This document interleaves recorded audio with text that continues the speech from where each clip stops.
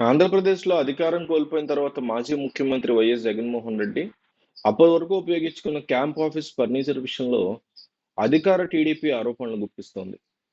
ఈ నేపథ్యంలో వైసీపీ ఈరోజు ప్రభుత్వానికి ఒక లేఖ రాసింది. ఫర్నిచర్ విషయంలో వెంటనే చర్యలు తీసుకోవాలని కోరుతూ సాధారణ పరిపాలన శాఖకి వైసీపీ తరఫున ఎమ్మెల్సీ లేళ్ల అప్పిరెడ్డి లేఖ రాశారు. దీంతో ప్రభుత్వం ఈ లేఖ మీద ఎలా స్పందిస్తుంది అన్నది ఆసక్తికరంగా మారింది. గత సీఎం క్యాంప్ ఆఫీస్లో ఉన్న ఫర్నిచర్ మీద జీఏడీ డిప్యూటీ సెక్రటరీకి వైసీపీ ప్రధాన కార్యదర్శి ఎమ్మెల్సీ లేళ్ల అప్పిరెడ్డి లేఖ రాశారు. ఇందులో ఆయన క్యాంప్ ఆఫీస్లో ఫర్నిచర్ వెంటనే తీసుకువెళ్లిపోవాలని జీఏడీని కోరారు. ఈ విషయం మీద ఇప్పటికే 4 సార్లు లేఖ రాశామని తేదీలతో సహా వెల్లడించారు. ఆ ఫర్నిచర్ను వెనక్కి తీసుకునే ఉద్దేశం లేదా ఉందా అనేది అధికారులని ఎమ్మెల్సీ సూటిగా ప్రశ్నించారు. కేవలం నిందలు మోపడానికే దీని మీద స్పందించడం లేదా అని వైఎస్ఆర్సీపీ ఎమ్మెల్సీ లేళ్ల అప్పిరెడ్డి ప్రభుత్వాన్ని ప్రశ్నించారు.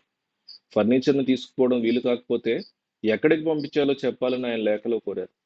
ఒకవేళ ఫర్నిచర్‌ను వెనక్కి తీసుకోవడం ఇష్టం లేకపోతే వాటి ఖర్చు చెప్తే చెల్లిస్తామని కూడా వైసీపీ ఆఫర్ చేసింది.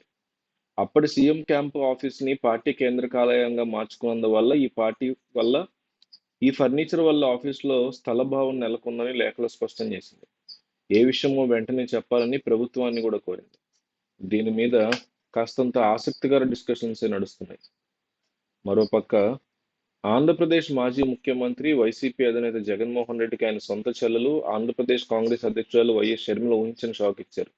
గత వైసీపీ ప్రభుత్వంలో ఆంధ్రప్రదేశ్ గనుల శాఖలో వేల కోట్ల రూపాయల అక్రమాలు జరిగాయని, ఈ కేసులో చిన్న చేపలను పట్టుకుని తిమింగలాన్ని వదిలేస్తే ఎలా అని షర్మిల చంద్రబాబు నాయుడు కూటమి ప్రభుత్వాన్ని ప్రశ్నించారు.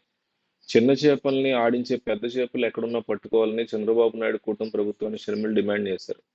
గత వైసీపీ ప్రభుత్వంలో ఎన్జీటీ నిబంధనలు తుంగలో తొక్కి పలు కంపెనీలు గనులు, ఇసుక కాంట్రాక్టులు కట్టబెట్టాలని వైఎస్ షర్మిల ఆరోపించారు. సుమారు 2,500 కోట్ల దోపిడీకి పాల్పడిన ఆంధ్రప్రదేశ్ గనుల శాఖ మాజీ ఎండీ వెంకటరెడ్డి విచారణ చేస్తే ఆయన వెనక ఆడించిన నాయకుల పూర్తి వివరాలు, వాస్తవాలు బయటికి లాగాలని వైఎస్ షర్మిల డిమాండ్ చేశారు. వెంకటరెడ్డి లాంటి చిన్న చేపల వెనక ఒక పెద్ద తిమింగలం ఉందని, ఆ తిమింగలం ఏదో దాని పేరేంటో ఆంధ్రప్రదేశ్ ప్రజలందరికీ తెలుసని షర్మిల వ్యంగ్యంగా అన్నారు. ఆంధ్రప్రదేశ్ గనుల శాఖ మాజీ ఎండీ వెంకటరెడ్డి అసలు తీగ లాగితే ఆయన వెనుకున్న డొంకలు మొత్తం కదులుతాయని, ఆ కోణంలో ఏసీబీ దర్యాప్తు అధికారులు దృష్టి పెట్టాలని వైఎస్ షర్మిల చంద్రబాబు నాయుడు కూటమి ప్రభుత్వం డిమాండ్ చేశారు. ఈ కేసుని ఏసీబీ అధికారులతో కాకుండా సిబిఐతో దర్యాప్తు చేయించాలని, ఆంధ్రప్రదేశ్లో సహజ వనరులను కొల్లగొట్టిన వారు ఎవరైనా సరే వారిని కట్టుకుని కఠినమైనటువంటి చర్యలు తీసుకోవాలని చంద్రబాబు నాయుడు కూటమి ప్రభుత్వాన్ని వైఎస్ షర్మిల డిమాండ్ చేశారు. వెంకటరెడ్డి ఒక చిన్న చేపని, ఆయన వెనుకున్నటువంటి పెద్ద తిమింగలం ఉందని, ఆ తిమింగలం ఏ ప్యాలెస్లో దాక్కున్నా దాన్ని బయటికి లాగాలని షర్మిల సంచలన వ్యాఖ్యలు చేశారు.